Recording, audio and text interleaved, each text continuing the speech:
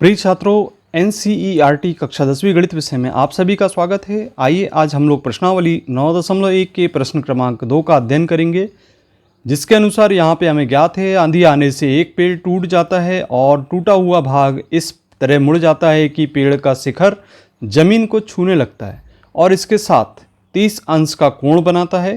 पेड़ के पाद बिंदु की दूरी जहाँ पेड़ का शिखर जमीन को छूता है 8 मीटर है। पेड़ की ऊंचाई ज्ञात कीजिए। तो इस प्रश्न को हम कुछ इस तरीके से समझते हैं। तो जैसा कि हमें प्रश्न में ज्ञात है, एक पेड़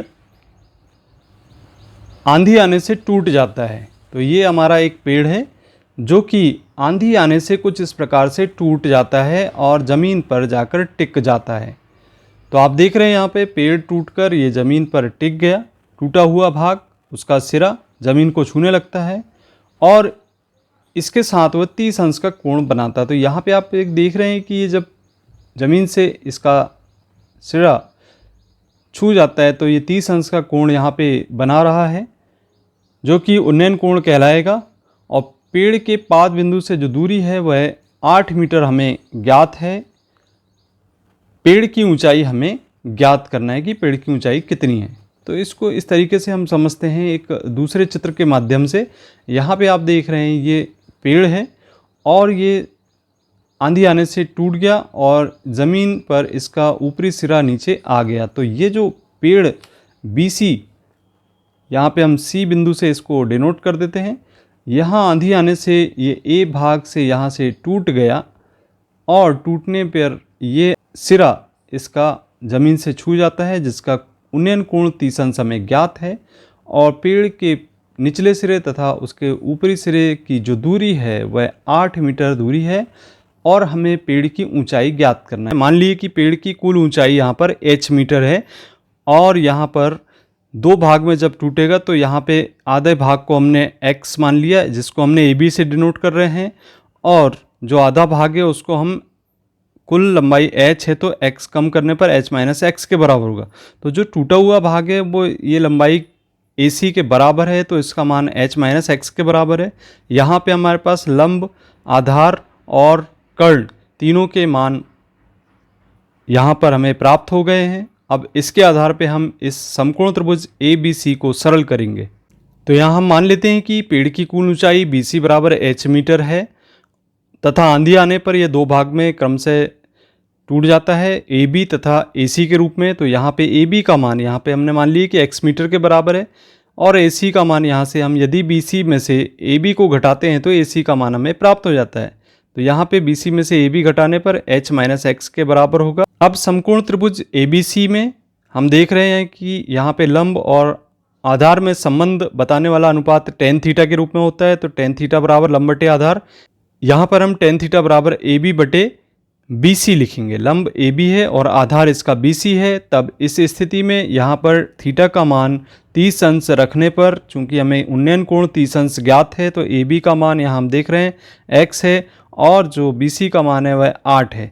अब चूंकि यहाँ पे हम सारणी के आधार पर जानते ही हैं कि tan 30 का मान यहाँ से 1 बटे कर्णी 3 के बराबर होता है। यहाँ पे tan 30 का मान रखने पर 1 बटे कर्णी 3 लिखेंगे और बराबर x बटे 8 होगा। अब यदि हम तिर्यक गुणा कर दें तो तिर्यक गुणा करने पर हम देखते हैं कि यहाँ पे 8 का गुणा 1 में और करने पर x का मान हमें यहाँ से मिल जाता है।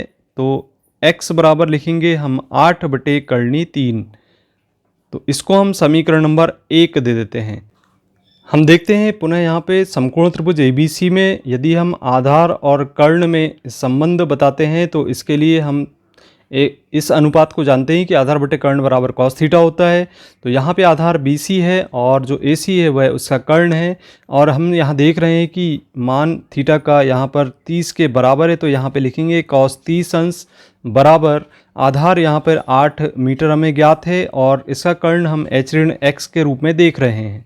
अब यहाँ पे cos 30 का मान चूँकि हम सारणी से जानते ही हैं कि कर्णी 3 बटे 2 के बराबर होता है, तो इसे हम लिखेंगे कर्णी 3 बटे 2 और इसके बाद यहाँ पर 8 बटे h ऋण x लिखेंगे, तिर्यक गुणा करेंगे हम, 8 का 2 में गुणा कर दें तो यहाँ पे 8 का 2 में गुणा होकर 8 दूनी 16 हमें प्राप्त हो जाता है।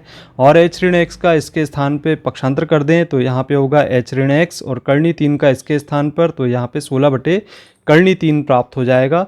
अब हम देख रहे हैं कि यहाँ पे x का मान, चूंकि अभी हमने समीकरण 1 में 8 बटे कर्णी 3 ज्ञात किया है, तो यहाँ पे 8 बटे कर्णी 3 इसके स्थान पर रखने पर इस तरीके से 16 बटे कर्णी 3 के बराबर यह हो जाता है। अब हम 8 बटे कर्णी 3 का पक्षांतर करेंगे। 8 बटे कर्णी 3 का यहाँ पर हम पक्षांतर करेंगे तो h बराबर 16 बटे कर्णी 3 धन के चिन्ह में परिवर्तित हो जाएगा। इसको लिखेंगे 8 बटे कर्णी 3, और यहाँ पे h बराबर एलसीएम आएगा कर्णी 3 के बराबर। कर्णी 3 का भाग एक बार चला जाएगा, 16 एकम 16 लिखेंगे, धन का चिन्ह लगाएंगे, कर्णी 3 का पुनः एक बार भाग देंगे, 8 एकम 8 प्राप्त होगा। 8 और 16 को जोड़ देते हैं तो जोड़ने पर हमें यहाँ पर h बराबर 24 बटे कर्णी 3 प्राप्त होता है। अब चूंकि कर्णी 3 यहाँ पर हर में है तो इसका हम परिमेयकरण करेंगे। यहाँ पे लिखने पर हर का परिमेयकरण करने पर, हर का परिमेयकरण हम जैसे ही करते हैं तो यहाँ पे लिखेंगे हम 24 बटे कर्णी 3 गुणित कर्णी 3 का अंश और हर में गुणा करते हैं हर के परिमेयकरण में। यहाँ पर हम सरल करते हैं इसको, 24 कर्णी 3 होगा, और यहाँ कर्णी 3 से कर्णी 3 का गुणा होकर 3 प्राप्त हो जाएगा। 3 का भाग देंगे, 24 में 8 बार चला जाता है। इस प्रकार से यहाँ पर 8 कर्णी 3 हमें प्राप्त हो जाता है। अतः पेड़ की अभीष्ट ऊंचाई